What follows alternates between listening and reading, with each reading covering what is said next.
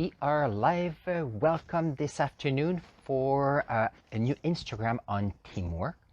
So tonight we are looking at some ideas, and as I've mentioned to you, I'm reading this book called The 17 Laws of Teamwork by John Maxwell. So I'm just adding some insight on the topic. And here the topic is the law of the niche. That was his chapter 3. And the idea is all of us have our own ideas.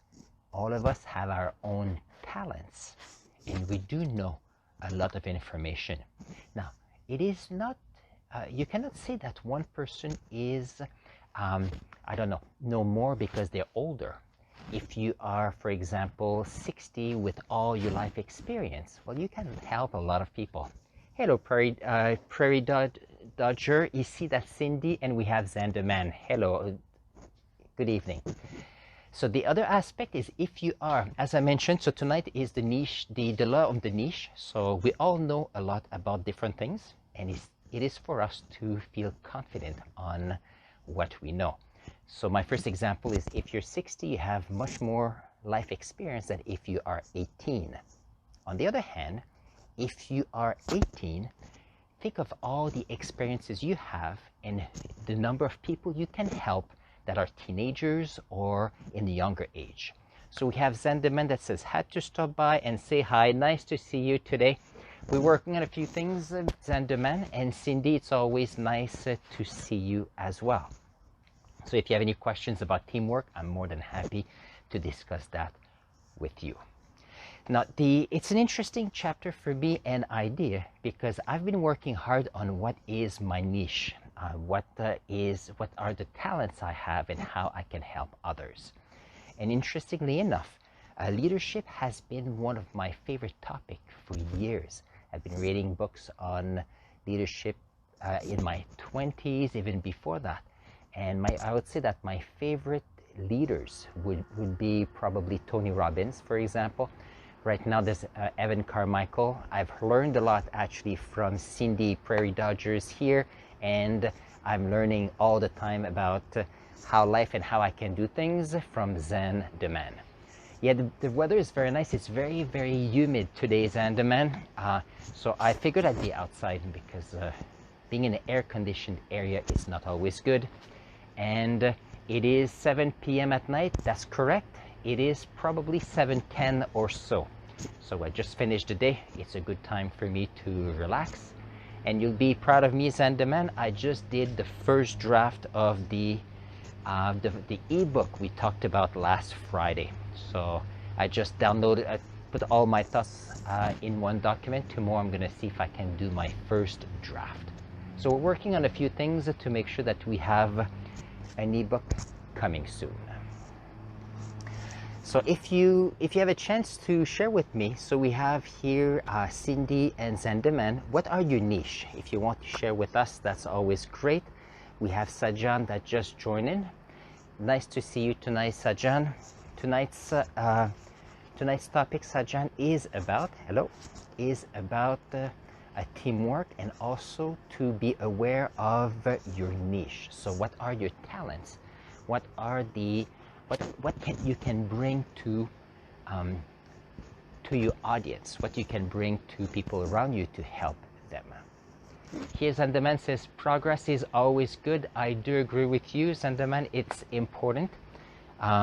We have to work on being further ahead at the end of the day than at the beginning of the day. So that's important. So if you think of some of my niche, and so if you want, you can, we have here Zanderman that says, my niche is my life. In one word, it's confidence. That's true. One of the main reasons why I love Zanderman is he's been helping me having more confidence because he's a bit more extrovert than I am, and I'm learning so much from him. But I can always learn, and that is important. One of my niches, indeed, I'm a teacher, so I try to help students learning French and learning different topics about science, geography, and what is happening around the world. and indeed leadership. Do I know everything about leadership? Not at all. On the other hand, as I learn, I can always share with you what I learned. So as I grow, you can grow as well. So we have here Cindy with the Prairie Dodgers, history, nature, and emotional intelligence. Excellent points. I know that Prairie Dogs has done great videos on the nature and history where she is from. So if I remember well, I want to say Winnipeg, and I think that's where she's from. And emotional intelligence, that is something that I'm learning all the time. Because emotional intelligence implies that you understand other people's feelings, and so that you can better understand them and help them as much as you can. Thank you, Zenderman and Prairie Dogs, for your niche. We have Sajan. If you're still here, you can always share what are some of your talents, something that you know you can help others progress and help others in our society. This is something important to think about. And if you don't know, that's okay. It is something that is evolving all the time. Very nice. And people will say, why is it important to know your niche? Well, what happens is we have a lot of talents. There's a lot of things we can do, but sometimes our minds are all over the place and it's very hard to focus on one thing, but especially if you want to help people. If for example, if you go and see someone and the person says, well, I'm here to help you. I understand you're here to help me, but I need more information. If I know that I need someone to help me with my videos or my IG live, then I know who I can talk to. Then I can focus on that help. And the person helping, for example, in IG lives, they know that people will come to them for that purpose. So I love leadership. I love learning. This is my one word. And therefore, I do believe that when you follow your niche, then you have passion with that topic and you can help others so much more. So Sajan mentioned here his niche is playing soccer. I would say dedication and mastery. Excellent. And keep in mind that your dedication and mastery, you can help others, because there are some people that are younger than you that will learn from watching you playing soccer, because they can see you drive, they can see that you're getting better, and they can look up to you, and you can even help them getting better in soccer. You can even help other people that are older than you, because sometimes some people always wanted to play a bit of soccer, and then when they see you, they can see you as a person that can influence them to be more active, can influence them maybe to get better at drills and at mastery. So you see, all of us can help. I know that many of us have many niche, and that's okay. You have to decide though what, how can I say that? It's a bit like when you want to help, the more you focus your help, the more you become good at what you do. So here we have Sajan, who's playing soccer. You could do the same with baseball and basketball and so on, but by focusing on one sport, you can help people a bit more, and you are an athlete in that sport. I think it's important. Now, sometimes you could say, well, I have a professional life, and therefore this is one of my niche, but you can also have your personal life. Either you are the son or daughter of someone or within a family, and therefore you can bring a lot to the family. You could be a parent, you could be a grandparent, you could be a neighbor, you could be a politician. And therefore what happens is you can have multifaceted person. There you go. And I think that's something that we can do and then grow. Because keep in mind that when we have a niche, we learn that being passionate help us help others. And that is a transferable skill that I know that is always good. Very nice. So let's see what are some of the thoughts I wanted to bring forward this time. Now, one reason why I'm mentioning the book is you're helping me to be accountable to read this book this summer. I think it's important because too often we say we're going to do something, but being accountable helps us so much. Hello Yazan, how are you doing tonight? Glad to see you today. Today we are looking at what we're talking about teamwork and what we can bring as a person within a team. Now keep in mind that what is important is to know if you want to be part of a team. Hello, nice to see you, Yazan. If you're part of a team, you need to know what the team is all about. Because if you don't pay attention about the team, it will be very hard for you either to fit in or to contribute as much as you could. So for example, we have here Sajan, who's a soccer player, perfect. If I was to say, well, let's go to a basketball court and give me the best you can, you probably could.